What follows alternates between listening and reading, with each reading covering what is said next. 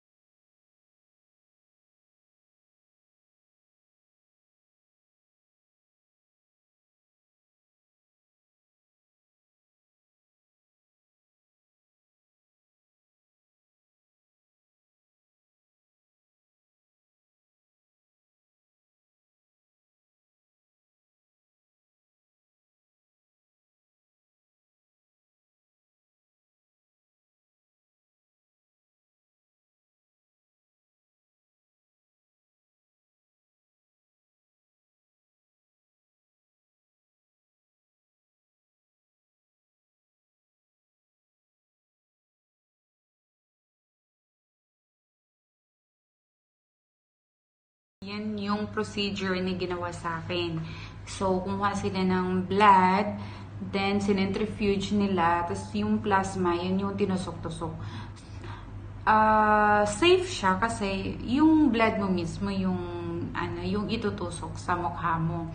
After ng procedures, kasi ito 2 weeks na to eh. Yung pinaka-concern ko kasi is yung wrinkles. Gusto ganyan natin pag tumatanda na, no? So, guys, aminin ko, may mga wrinkles na ako dito. So, yun talaga yung pinaka, ko. So, ayan, after nung nag-PRP ako, nafe-feel ko na parang bumanat siya. So, kailangan ko pa din ng ilang session kasi hanggat sa ma-achieve mo yung talaga. Kasi pag isa lang, syempre, hindi mo talaga ma-achieve yung gusto mo ma-achieve, diba? So, kailangan natin next session again, ganun. So, tingnan natin kung ano yung magiging result. Kung tatanungin nyo ko kung masakit or hindi, yes, masakit siya, pero tolerable naman siya.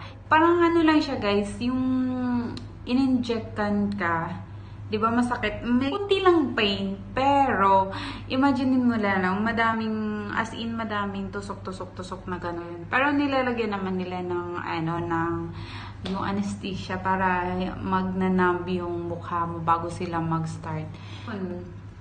Yun na, guys. So this is 2 weeks na to. 2 weeks after ng procedure ko ng PRP.